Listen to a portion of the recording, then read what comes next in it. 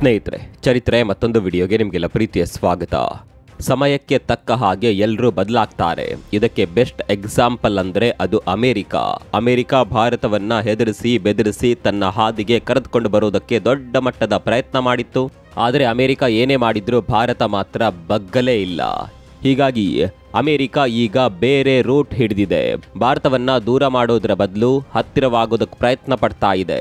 ಅದರ ಮೊದಲ ಭಾಗವಾಗಿ ತನ್ನ ಬತ್ತಳಿಕೆಯಲ್ಲಿರುವ ಬ್ರಹ್ಮಾಸ್ತ್ರವನ್ನೇ ಭಾರತಕ್ಕೆ ನೀಡೋದಕ್ಕೆ ಅಮೆರಿಕ ಮುಂದಾಗಿದೆ. ಹೌದು, ಅಮೆರಿಕ ತನ್ನ ಬಳಿ ಇರುವ ಅತ್ಯಾಧುನಿಕ B-1B ಬಾಂಬರ್ ಅನ್ನ ಭಾರತಕ್ಕೆ ನೀಡೋದಕ್ಕೆ ಮುಂದಾಗಿದೆ. ಸ್ನೇಹಿತರೆ, ನಿಮಗೆ ಗೊತ್ತಿರಲಿ, ಅಮೆರಿಕ ಇಲ್ಲಿವರೆಗೆ ಯಾವ ದೇಶಕ್ಕೂ, ಎಷ್ಟೇ ಆಪ್ತ ದೇಶಕ್ಕೂ ಈ B-1B ಬಾಂಬರ್ ಅನ್ನ ಕೊಟ್ಟಿಲ್ಲ. ನ್ಯಾಟೋ ಪಡೆಗಳಿಗೆ ಕೂಡ ಈ ಆಯುಧವನ್ನ ಕೊಟ್ಟಿರಲಿಲ್ಲ. ಏನೇ ಪರಿಸ್ಥಿತಿ ಬಂದರೂ ಈ ಬಾಂಬರ್ ಅನ್ನ ಬೇರೆ ಯಾರಿಗೂ ಕೂಡ ಕೊಟ್ಟಿರಲಿಲ್ಲ. ಆದರೆ ಈಗ ಭಾರತಕ್ಕೆ ಈ ಬಾಂಬರ್ ಅನ್ನ ಕೊಡೋದಕ್ಕೆ ಅಮೆರಿಕ ಮುಂದಾಗಿದೆ. ಅಮೆರಿಕದ ಈ ನಿರ್ಧಾರ ಇಡೀ ಜಗತ್ತನ್ನೇ ಚಕಿತಗೊಳಿಸುವಂತೆ ಮಾಡಿದೆ. ಹೀಗೆ ಒಂದು ಕಡೆಯಲ್ಲಿ ಭಾರತ ಹಾಗೂ ಅಮೆರಿಕ ನಡುವೆ ಐತಿಹಾಸಿಕ ರಕ್ಷಣಾ ಒಪ್ಪಂದ ಆಗುವ ಮುನ್ಸೂಚನೆ ಸಿಕ್ಕಿದ್ರೆ, ಮತ್ತೊಂದು ಕಡೆಯಲ್ಲಿ ಟರ್ಕಿ ಭಾರತದ ಜೊತೆ ಗೇಮ್ ಆಡೋದಕ್ಕೆ ಶುರು ಮಾಡಿದೆ.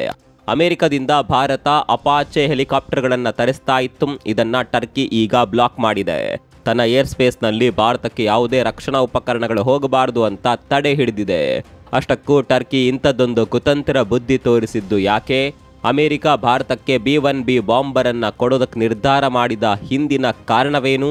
ಈ ಬಾಂಬರ್ ಅನ್ನ ಇಲ್ಲಿವರೆಗೆ ಯಾವ ದೇಶಕ್ಕೂ ಕೊಡದೇ ಇರೋದಕ್ಕೆ ಕಾರಣವೇನು? ಎಲ್ಲವನ್ನ ತೋರಿಸ್ತೀವಿ ನೋಡಿ.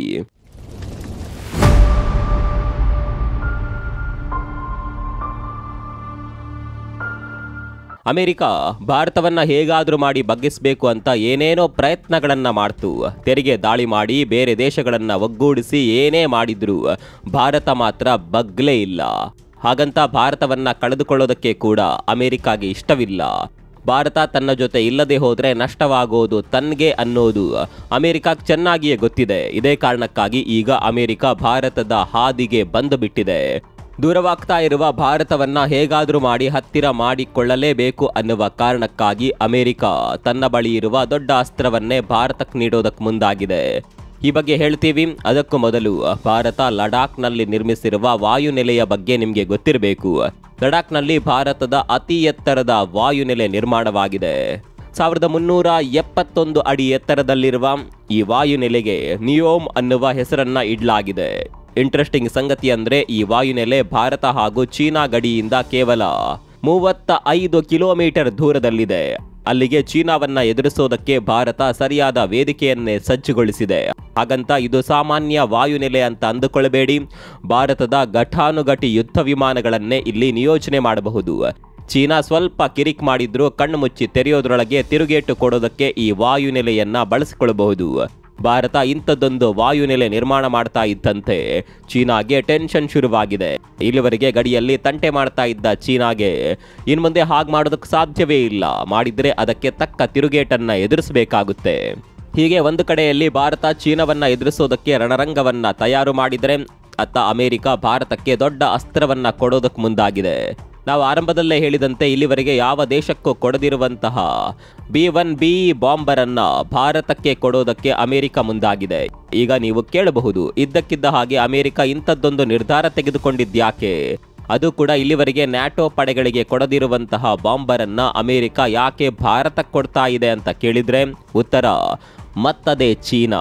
ಹೌದು, ಅಮೆರಿಕದ ಶತ್ರು ದೇಶಗಳಲ್ಲಿ ಸದ್ಯ ಮೊದಲ ಸ್ಥಾನದಲ್ಲಿರೋದು ಚೀನಾ. ಶತ್ರು ಅನ್ನೋದಕ್ಕಿಂತಲೂ ಚೀನಾ ಅಮೆರಿಕದ ಕಾಂಪಿಟೇಟರ್ ಅಂದ್ರೂ ತಪ್ಪಾಗೋದಿಲ್ಲ. ಹೀಗಾಗಿ ಅಮೆರಿಕ ಹೇಗಾದ್ರೂ ಮಾಡಿ ಚೀನಾವನ್ನ ಮಟ್ಟ ಹಾಕಬೇಕು ಅಂತ ಪ್ರಯತ್ನ ಮಾಡುತ್ತಲೇ ಇರುತ್ತೆ. ಆದರೆ ಅದು ಅಷ್ಟು ಸುಲಭದಲ್ಲಿ ಆಗೋದಿಲ್ಲ. ಇಲ್ಲಿವರೆಗಿನ ಪ್ರಯತ್ನದಲ್ಲಿ ಅಮೆರಿಕ ಸೋತಿದೆಯೇ ವಿನಃ ಯಶಸ್ಸು ಅಮೆರಿಕದ ಪಾಲಿಗೆ ಸಿಗ್ಲೇ ಇಲ್ಲ. ಹೀಗಾಗಿ ಚೀನಾವನ್ನ ಎದುರಿಸಬೇಕು ಅಂದ್ರೆ ಭಾರತದ ಸಹಾಯ ಬೇಕೇ ಬೇಕು ಅನ್ನೋದು ಅಮೆರಿಕಾಗೆ ಚೆನ್ನಾಗಿಯೇ ಗೊತ್ತಿದೆ. ಚೀನಾಗೆ ಕೌಂಟರ್ ಕೊಡಬೇಕು ಅಂದ್ರೆ ಭಾರತ ಬೇಕು. ಅದಕ್ಕಾಗಿ B-1B ಬಾಂಬರ್ ಕೊಡೋದಕ್ಕೆ ಅಮೆರಿಕ ಮುಂದಾಗಿದೆ. ಇಲ್ಲಿ ಒಂದಂತೂ ಸತ್ಯ, ಅಮೆರಿಕ ಇಲ್ಲಿ ತನ್ನ ಸ್ವಾರ್ಥಕ್ಕೆ ಬೇಕಾದ ನಿರ್ಧಾರವನ್ನ ತೆಗೆದುಕೊಳ್ತಾ ಇದೆ.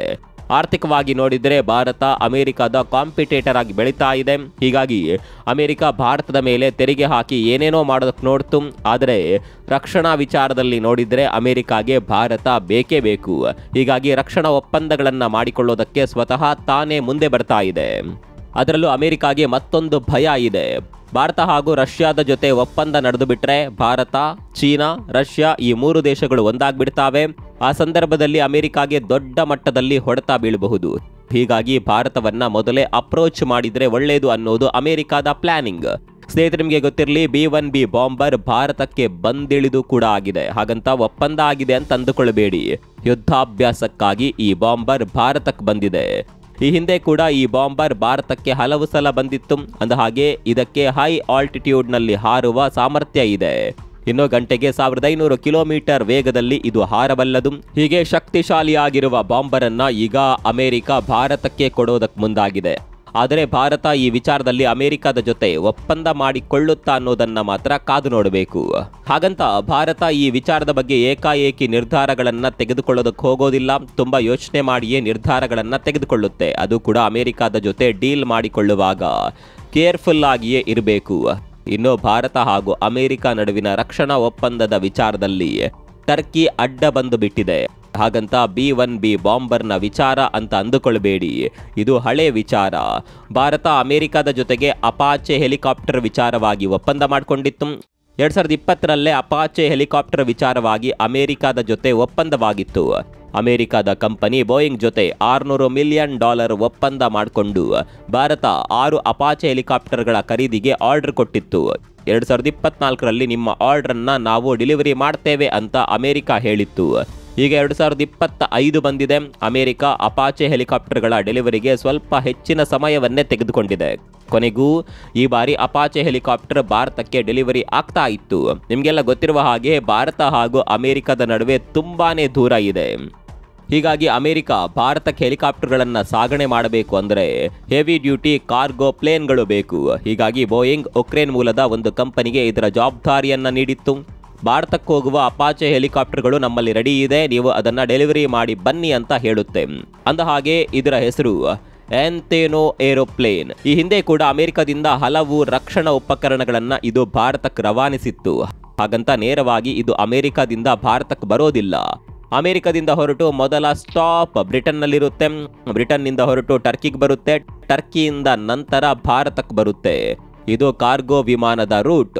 ಇಲ್ಲಿವರೆಗೆ ಇದೇ ಮಾರ್ಗದಲ್ಲೇ ಅದು ಭಾರತಕ್ಕೆ ಬರ್ತಾ ಇತ್ತು. ಆದರೆ ಈ ಬಾರಿ ಟರ್ಕಿ ಖ್ಯಾತೆ ತೆಗೆದಿದೆ. ಭಾರತಕ್ಕೆ ಹೋಗುವ ಉಪಕರಣಗಳು ನಮ್ಮಲ್ಲಿಗೆ ಬರೋದು ಬೇಡ, ನಾವು ಅದಕ್ಕೆ ಅವಕಾಶ ಮಾಡಿ ಕೊಡೋದಿಲ್ಲ ಅಂತ ಟರ್ಕಿ ಭಾರತಕ್ಕೆ ಬರ್ತಾ ಇದ್ದ ಮಿಲಿಟರಿ ಸಪ್ಲೈಯನ್ನ ಬ್ಲಾಕ್ ಮಾಡಿದೆ. ಟರ್ಕಿ ಇದ್ದಕ್ಕಿದ್ದ ಹಾಗೆ ಈ ನಿರ್ಧಾರ ತೆಗೆದುಕೊಳ್ಳುವುದಕ್ಕೆ ಕಾರಣ ಕೂಡ ಇದೆ. ಭಾರತ ಟರ್ಕಿಯ ನ್ಯಾಷನಲ್ ಡೇಯನ್ನ ಇತ್ತೀಚೆಗಷ್ಟೇ ಬೈಕಾಟ್ ಮಾಡಿತ್ತು. ಇದಕ್ಕೆ ಕಾರಣ ಟರ್ಕಿ ಪಾಕಿಸ್ತಾನಕ್ಕೆ ಮಾಡ್ತಾ ಇರುವ ಸಪೋರ್ಟ್. ಭಾರತ ಆಪರೇಷನ್ ಸಿಂಧೂರ ಮಾಡಿದ ಸಂದರ್ಭದಲ್ಲಿ ಕೂಡ ಟರ್ಕಿ ಪಾಕಿಸ್ತಾನಕ್ಕೆ ಡ್ರೋನ್ನ ಮೂಲಕ ಸಹಾಯ ಮಾಡಿತ್ತು. ಈ ಎಲ್ಲ ಕಾರಣದಿಂದಾಗಿ ಭಾರತ ಟರ್ಕಿಯ ನ್ಯಾಷನಲ್ ಡೇಯನ್ನ ಬೈಕಾಟ್ ಮಾಡಿತ್ತು.